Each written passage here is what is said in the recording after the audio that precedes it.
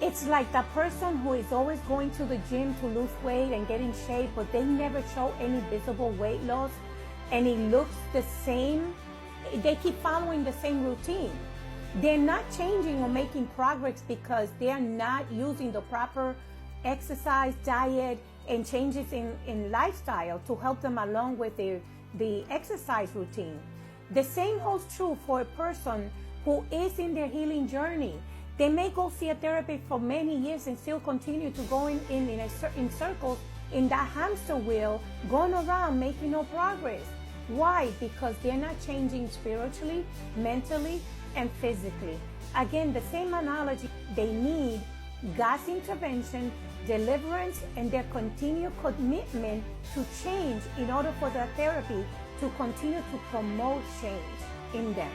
Sometimes we get so caught up and stuck in our old ways that no longer work, and we try to go back to it and use it again, but only to fail because it no longer is working. But we have created a complacent habit. Change is uncomfortable. It also causes a certain degree of fear. So why? Because the person has become so accustomed to what or who they were in their pain season that it's hard for them to break out of that victim mentality.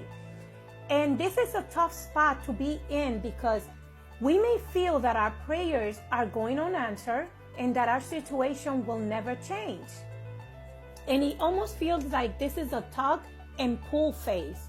In page 183, paragraph 1 and 2 states, the person you thought you were not equipped for the trials of the present because we're so stuck in the past.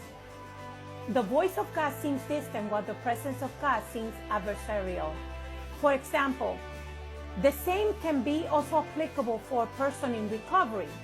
They may want to go back to that same program that they once went through a few years back, and in which it sort of worked for them and they were able to maintain sobriety for a while and they achieved some progress. Now this time they go back and it feels a lot easier, more familiar, and they feel like they have the upper hand because they were there, they've been there and done that.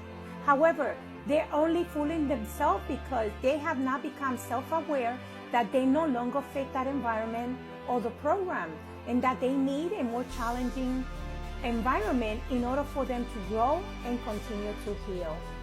And this is also true when we outgrow our comfort zone or the box that we keep ourselves in. And even though we made the realization that we no longer fit that environment,